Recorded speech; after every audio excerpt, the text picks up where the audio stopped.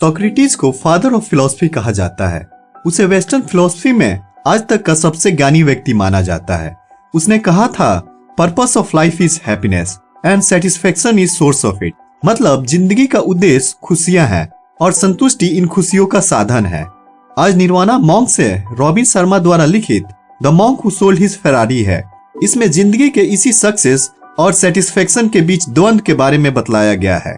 एक कहानी है हार्वर्ड से ग्रेजुएटेड जूलियन मैंटल की, जो एक बहुत सक्सेसफुल लॉयर है। उसके पास वो सब कुछ है जिसका सपना अधिकतर लोगों को होती है। एक रेपुटेटेड करियर, बहुत सारा पैसा, एक मैंसन, एक प्राइवेट जेट और उसकी सबसे फेवरेट एक रेड शाइनी फेरारी। पर इतने से वो सेटिस्फाइड नहीं था। नाम, पहचान और पैसे की भूख बढ़ती गई। अब हर वक्त वो काम में ही व्यस्त रहने लगा और शायद ही कभी सुकून से सो पाता था। इसका असर कुछ ही दिनों में दिखने लगा। वाइफ से तलाक हो गया, फादर से बात नहीं होती थी और चेहरे से भी अपने उम्र से बहुत ज्यादा लगने लगा था। एक दिन अचानक से जूलियन कोर्ट रूम में हार्ट अटैक के कारण गिर गया। हॉस्पिटल ले जाने पे डॉक्टर्स ने बताया कि उसकी हालत बहुत दयनीय हो चुकी है। उसे या तो अपना भागदौड़ भरा करियर छोड़ना होगा या फिर उसकी हालत और खराब होती जाएगी और इससे उसकी मौत भी हो सकती है। फिर जूलियन अपना लॉ करियर छोड़ने का फैसला करता है और अपना मैंसन, प्राइवेट जेट और सबसे फेवरेट रेड फेरारी को बेच के जिंदगी के सवालों का जवाब ढूंढने भारत चला आता है। यहाँ वो बहुत सारे संतों और योगियों से मिलता है, पर उसके सवाल हिमालय के दुर्लभ परिस्थितियों में रहने वाले सिवाना ट्रेडिशन के परम ज्ञानी संतों के पास ले जाते हैं। योगी रमन उनके प्रमुख हैं और जूलियन को सिवाना का ज्ञान देने के बदले इस ज्ञान को और लोगों में बांटने का वचन लेते हैं। जूलियन 3 साल बाद अपने देश वापस लौटता है और अपने दोस्त जॉन से मिलने जाता है। जूलियन अब पूरी तरह से बदल चुका है। वो बहुत खुशमिजाज, संतुष्ट और जवान लगने लगा है। जूलियन अपने दोस्त से सिवाना के ज्ञान को एक कहानी के माध्यम से बताता है जो उसे योगी रमन ने बतलाई थी। एक हरे भरे खूबसूरत बगीचे में बहुत सारे फूल लगे हैं। इसके बीच में एक बहुत ऊंचा लाइट हाउस है।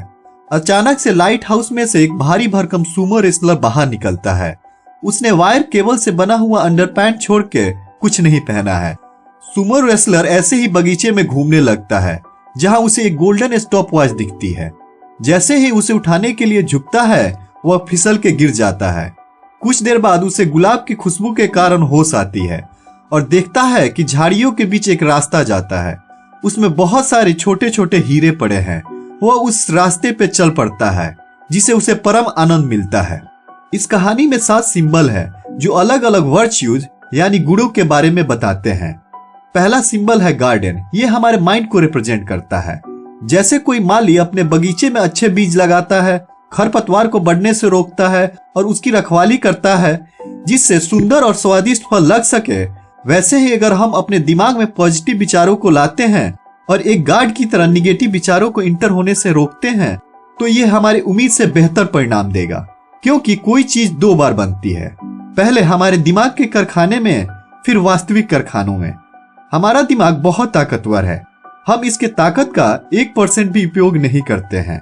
इसके ताकत का ज्यादा उपयोग करने के लिए आपको जिस काम को करना अच्छा लगता है और जिससे आपकी जिंदगी बेहतर हो जाएगी, उस पे अपनी पूरी कंसंट्रेटेड एनर्जी लगाना होगा। इसके लिए आप सिवाना के हार्ट ऑफ रोज टेक्निक को फॉलो कर सकते हो। एक कमरे में अकेले शांति से हाथ में एक गुलाब के फूल को लेके बैठें और इसके रंग, बनावट और इसके महक पे ध्यान लगाने का प्रयत्न करें। पहले आपका मन भटकेगा, ये अनट्रेन्ड माइंड की निशानी है। आप अपना ध्यान फिर उस गुलाब की ओर खींच के लाएं।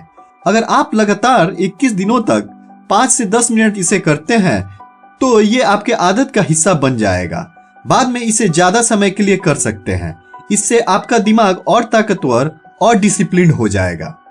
दूसरा सिंबल है लाइट हाउस। ये आपके जिंदगी में क्लियरली डिफाइंड गोल्स और प्रायोरिटीज को रिप्रेजेंट करता है। जैसे एक लाइट हाउस मार्गदर्शन और शरण देता है, वैसे ही गोल्स हमारी जिंदगी को एक दिशा देते हैं और विपरीत परिस्थितियों में अपने मार्ग पे टिके रहने का प्रेरणा देते हैं। चाहे वो गोल्स मटेरियल, फिजिकल, इमोशनल या स्पिरिचुअल हो, इनके पाने पे एक अलग खुशी और संतुष्टि मिलती है। हमारे दिमाग में रोज लगभग 60,000 थॉट्स आते हैं। अगर हम अपने गोल्स कहीं लिख के बार बार दोहराते हैं तो हमारे ब्रेन को मैसेज जाएगा कि यह थॉट हमारे बाकी थॉट से ज्यादा इंपॉर्टेंट है।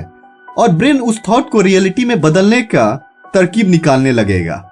थर्ड सिंबल है सुमो रेसलर। ये जापानीज फिलॉसफी काइजेन को रिप्रेजेंट करता है। इसका मतलब जिंदगी में लगातार और कभी ना रुकने वाला इंप्रूवमेंट है।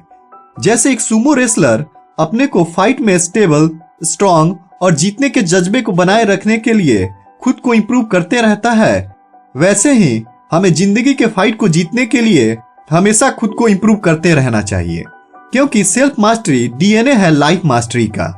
सिवाना में काइजेन यानी सेल्फ मास्टरी को प्रैक्टिस करने के लिए 10 तरीके बताए हैं। फर्स्ट, रिचुअल ऑफ सॉलिट्यूड, एकांत की पद्धति। आप रोज 10 से 15 मिनट एकांत में बिताएं। सेकेंड, रिचुअल ऑफ फिजिकलिटी, शारीरिक पद्धति।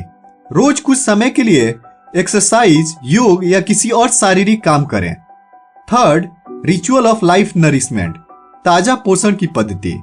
अपने शरीर को ताजा फल, सब्जी और अनाज से भरपूर पोषण करें। जंक और फ्राइड खाने से बचें। Fourth, ritual of abundant knowledge, प्रचुर ज्ञान की पद्धति। कम से कम रोज 30 मिनट कोई किताब पढ़ें। Fifth, ritual of personal reflection, खुद को जांचने की पद्धति।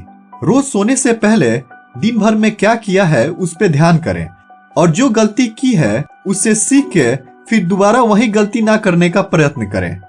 Six, ritual of early awakening, जल्दी उठने की पद्धति। आपको दिन में फ्रेश रहने के लिए आपके नींद की क्वांटिटी मतलब कितना देर तक सोते हैं ये जरूरी नहीं है, बल्कि इसकी क्वालिटी मतलब कितनी गहरी नींद में सोते हैं ये जरूरी है। जितना बेहतर आप सोते हैं उतनी कम नींद की जरूरत होती है। सेवेंथ, रिचुअल ऑफ म्यूजिक, संगीत की पद्धति। जब आप जिंदगी में निराश हो तो संगीत आपके लिए एक अच्छे मोटिवेटर का काम करती है। 8, रिचुअल ऑफ स्पोकन वर्ड, बोले जाने वाले शब्द की पद्धति। आप अपने से पॉजिटिव बातें करें और कहें आप किसी काम को कर सकते हैं, आप में बहुत सहन शक्ति है और आप बहुत ताकतवर हैं। 9th, ritual of congruent character, अनुकूल स्वभाव की पद्धति। जैसा आप सोचते हैं वैसा आप करते हैं, जैसा आप करते हैं वैसी आपकी आदत होती है, जैसी आपकी आदत होती है वैसे आपके स्वभाव होते हैं और जैसी आपकी स्वभाव होती है वैसी आपकी किस्मत होती है। 10th, रिचुअल ऑफ सिंप्लिसिटी, सादगी की पद्धति। जिस चीज को आपको जरूरत है उसके लिए काम करें, दिखावा के लिए कुछ ना करें, कम संसाधनों में संतुष्ट रहना सीखें। कहानी में 4th सिंबल है सुमो रेसलर का वायर केबल से बना हुआ अंडरपैंट। ये सेल्फ कंट्रोल और डिसिप्लिन के पावर को रिप्रेजेंट करता है। जैसे कोई तार या धागा खुद में ज्यादा मजबूत नहीं होता है, पर जब ये ज्यादा संख्या में एक साथ हो तो बहुत मजबूत हो जाता है।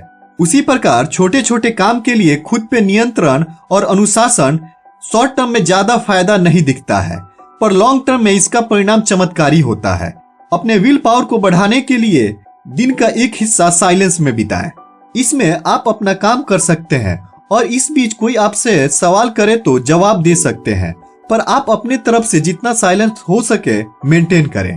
कहानी में 5th सिंबल है स्टॉप वॉच। ये जिंदगी में सबसे इंपॉर्टेंट चीज समय को रिप्रेजेंट करता है।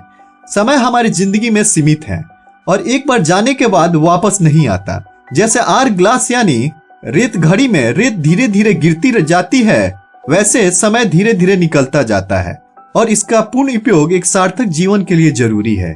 इसलिए आप टाइम मैनेजमेंट सीखें और प्लानिंग के साथ काम को उसके सही समय पर करें, क्योंकि गलत समय पर किया हुआ सही काम भी गलत परिणाम देता है। और अपना समय निरर्थक काम जैसे गप्पे लड़ाना या फिर बेवजह चिंता में व्यर्थ ना करें। इसे उन कामों में लगाएं जिससे आपको आत्मसंतुष्टि मिले और जिंदगी को ऐसे जिए कि आज आपका आखिरी दिन हो। 6ठा सिंबल है येलो रोजेज। ये लाइफ में निस्वार्थ सेवा को रिप्रेजेंट करता है। एक चाइनीज कहावत है, दूसरों की मदद बिना किसी अपेक्षा के कीजिए, क्योंकि जो लोग गुलाब बांटते हैं कुछ खुशबुएं उनके हाथों में रह जाती हैं। आप कोई काइंडनेस का काम करते हैं तो आपके मन में एक अलग सुकून की अनुभूति होती है और आपका जीवन सार्थक होते जाता है। 7वां सिंबल है बहुत सारे छोटे छोटे डायमंड्स। ये हर पल को जीने का रिप्रेजेंट करते हैं, क्योंकि खुशी एक सफर है, मंजिल नहीं। गोल्स आपके जिंदगी को एक दिशा देने के लिए जरूरी हैं, पर आप इनको अपनी खुशियों का एकमात्र जरिया नहीं बना सकते, क्योंकि हो सकता है कि किसी गोल को अचीव करने में आपको 5 साल लगे। इस बीच हमेशा उसकी चिंता में उदास रहना आप अफोर्ड नहीं कर सकते, और जब ये गोल अचीव हो जाएगा तब भी आपकी खुशी ज्यादा दिन नहीं रहेगी, क्योंकि आप फिर उससे भी बड़ा गोल बनाएंगे और इसको पाने की खुशी के लिए आपको और फिर बहुत लंबा इंतजार करना होगा। इसलिए छोटी छोटी कामयाबियों में खुशियां ढूंढें। सार्थक जीवन के इन 7 गुणों को हम समराइज करें तो फर्स्ट, मास्टर योर माइंड, अपने दिमाग पर काबू करें। सेकेंड, फॉलो योर पर्पस, अपने लक्ष्य पर टिके रहें। थर्ड, प्रैक्टिस काइजेन, काइजेन यानी सेल्फ इंप्रूवमेंट को प्रैक्टिस करें। फोर्थ, लिव विथ डिसिप्लिन, अनुशासन से जिएं। फिफ्थ, रेस्पेक्ट योर टाइम, समय का आदर करें। सिक्स्थ, सेल्फलेस सर्विस, निस्वार्थ भाव से सेवा करें। सेवेंथ, इम्ब्रेस द प्रेजेंट, आज में जिएं। इस किताब से ऑथर मेन मैसेज ये देना चाहते हैं कि बॉडी, माइंड और सोल हमारे जीवन के 3 स्तंभ हैं और हमें इन तीनों का बराबर ख्याल करना चाहिए। हम अक्सर मटेरियल सक्सेस जैसे पैसा, बड़ा घर, बड़ी गाड़ी होने को ही जिंदगी के सक्सेस के रूप में देखते हैं, पर यह जिंदगी का बस एक हिस्सा है। जिंदगी में पूरी तरह सेटिस्फाइड होने के लिए जरूरी है कि आप मटेरियल सक्सेस के साथ साथ इमोशनल और स्पिरिचुअल सक्सेस पे एक समान ध्यान दें। That's all, thank you for watching.